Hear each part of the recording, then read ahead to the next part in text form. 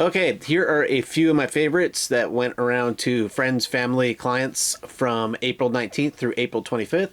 Kind of a variety of different stuff, and so let's jump right into it.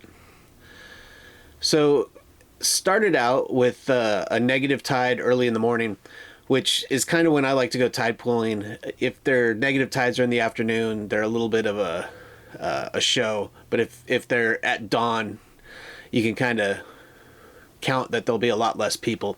Anyway, there wasn't a lot of things I found with contrast, but this great blue heron was one of them. So really liked this shot and a couple other ones of it. It just seemed to walk around the tide pool with some attitude, which I got a kick out of. So here it is hunting amongst the rocks. Again, something about this, the contrast is really what makes this work to me. Everything is very monotonous, and then there's this bird. The photo shows this color ridge along its kind of central axis along its neck, which is cool. And this plumage, I'm pretty sure it has a lot of control over this. It's not always down like that, so I got a kick out of that as well. Another one, oops, that one went fast. The this one kind of wasn't my favorite of the group, but I thought I would include it because the mirrored water did add a lot of extra contrast to it. I just think maybe if I could have got the mirrored water in another pose, I would have liked it a little bit better.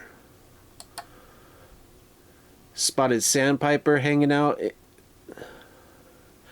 They brown Pelican. I don't shoot. I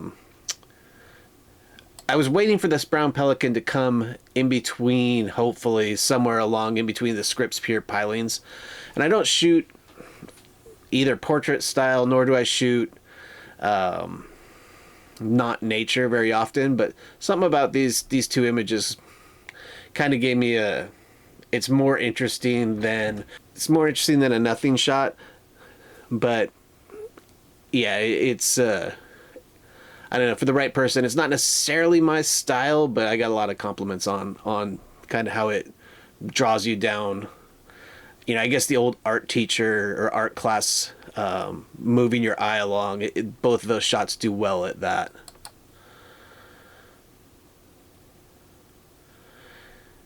I think I had some of these on there last week as well, but the black skimmers, I've still been able to find them.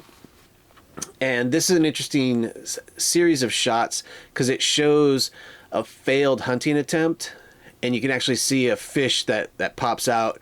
So they drag their lower jaw, and then I think it probably felt this fish and didn't quite capitalize on it. So it looks back. This all happens so fast. Here you can see this fish either coming out of the water, either being ejected from the bird's velocity or maybe from its own.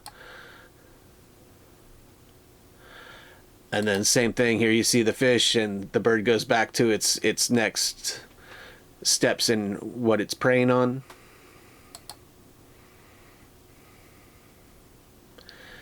Here's another look at the black skimmers. I really dig these birds, partly because of the color.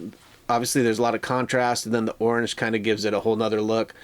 Their unique feeding habits lend themselves to this type of photography. So you can see here there's two of them almost in a line doing it. Then I don't often see these in the air, and it's not the greatest shot I've ever taken by any stretch, but this is a yellow-crowned night heron.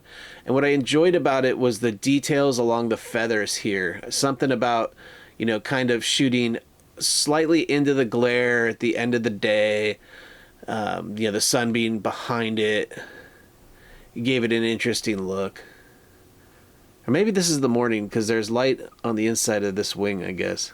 I'll have to go look at the when this was during the day on the file, maybe. There's been this is the first year I've really noticed them. They might have been around last year, but not in the numbers that I see this year. But there's some barn swallows that have been around. Classic tattoo bird. I like this one. It shows the coloration as well as, you know, the details in the tail segment.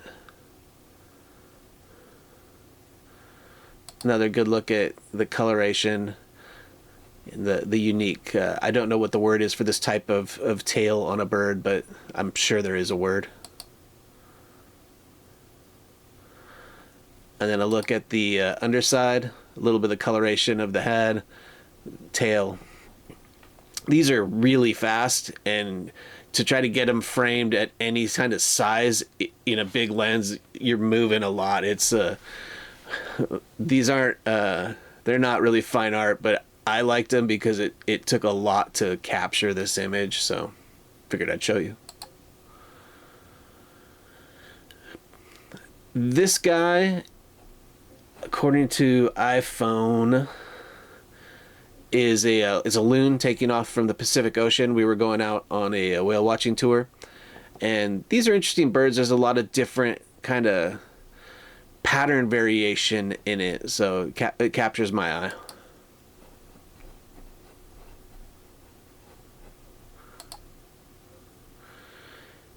And then this guy is a shearwater. Another look, I don't often do just landscapey stuff, but this sunset was pretty impressive, so I wanted to come take a look at it and kind of capitalize on that.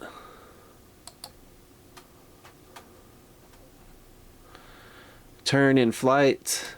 These birds have fun gradient details. You know, the contrast, there's contrast there, but it passes through.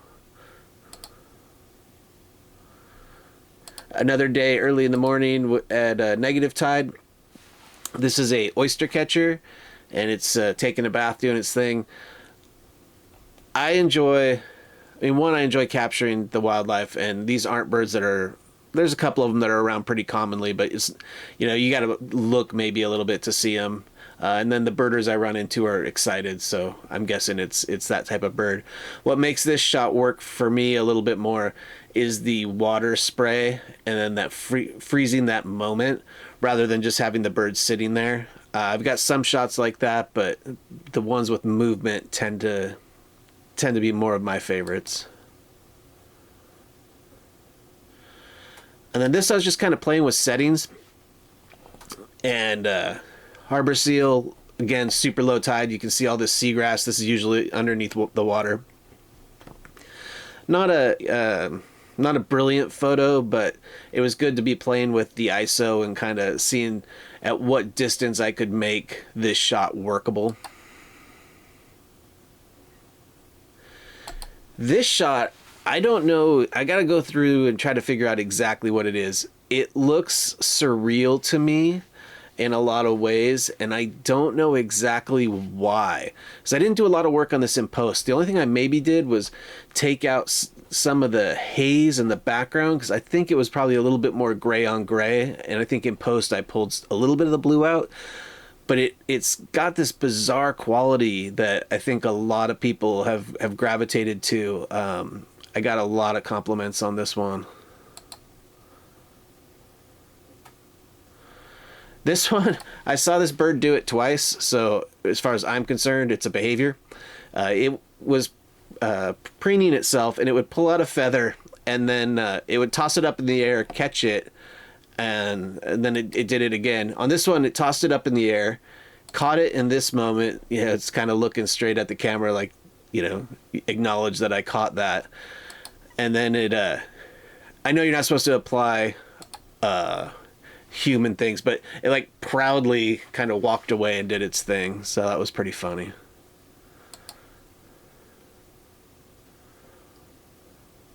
Some sea lions resting, first light, another look at that sea lion. I've been really working on trying to capitalize on that first moment of light, again trying to get as much contrast, even if it's subtle.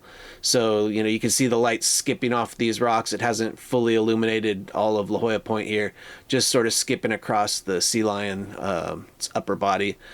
This guy crawled up this. It was huge, and the water really wasn't pushing him up, just crawled up and hopped up. I was pretty impressed. This is another look at the black skimmer. I think this was a successful hunt for it. I've got shots of a few different ones of these. This one laid out into a sequence okay, and none of the shots were really fine art, but I sent this around to some of the people in my world who found it interesting.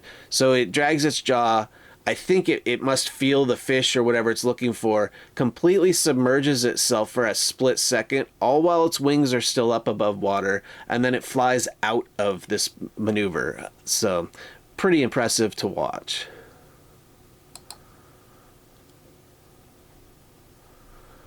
Another look at the black skimmer.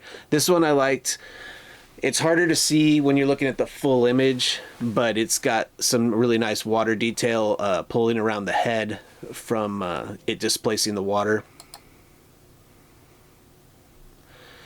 This one I liked. You don't see any of the orange, you don't see any of the facial details, but the lines through the splash, through the wings, it makes this nice triangle. So again, probably going back to all the art classes that I ever had in early in school.